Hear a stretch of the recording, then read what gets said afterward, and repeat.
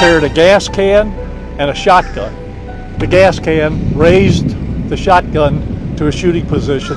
At that point in time, the deputy and the two Secret Service agents fired their weapons and neutralized the threat. He is deceased at the scene.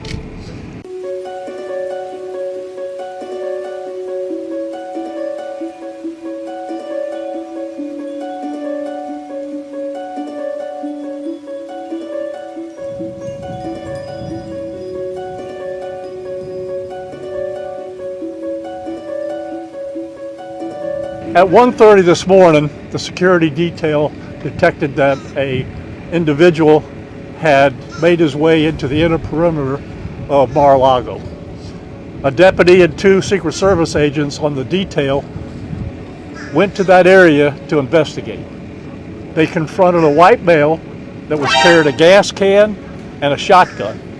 He was ordered to drop those two pieces of equipment that he had with him, at which time he put down the gas can, raised the shotgun to a shooting position. At that point in time, the deputy and the two Secret Service agents fired their weapons and neutralized the threat. He is deceased at the scene. I'll give you a picture of the shotgun and the gas can to have with you. So that's what we know now. The investigation continues. The FBI is the lead investigation agency on this case, and we will be assisting them in whatever manner they would like. We want to be clear, the President of the United States was not in the state of Florida, and this remains an active investigation by the FBI. Thank you. His safety is always going to be in jeopardy, and it has been ever since the first attempt on his life in Butler, Pennsylvania. And sadly, that's becoming a fact that we have to live with, is all this violence is everywhere that we go, whether it's an ice rink, whether it's a school, whether it's our president's home.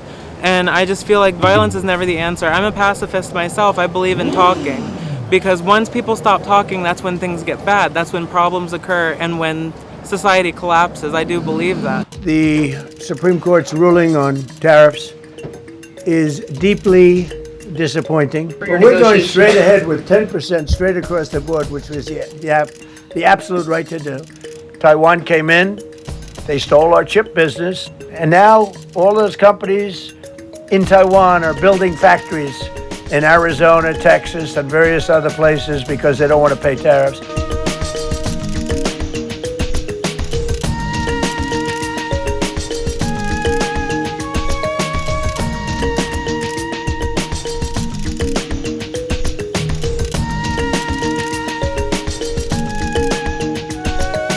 The Supreme Court's ruling on tariffs is deeply disappointing, and I'm ashamed of certain members of the court, absolutely ashamed, for not having the courage to do what's right for our country.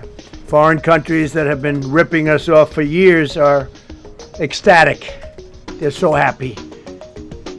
And they're dancing in the streets, but they won't be dancing for long, that I can assure you. Well, we're going straight ahead with 10% straight across the board, which was the absolute right to do.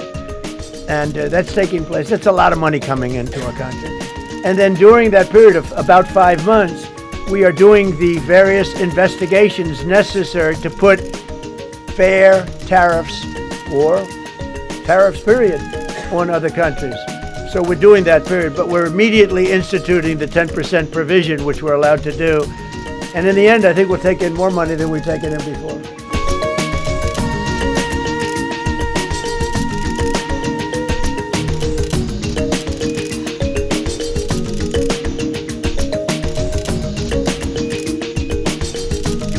You can make your product outside, you can put our people out of business, you can put everybody on the unemployment rolls.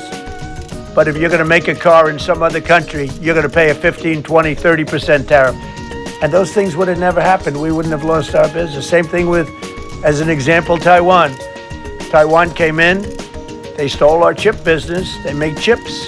For 30 years longer, they made chip, and they put our companies. Intel would be now the largest company. I saved Intel. I literally saved it at the beginning of this administration. And now all those companies in Taiwan are building factories in Arizona, Texas, and various other places because they don't want to pay tariffs. They're all pouring into the United States.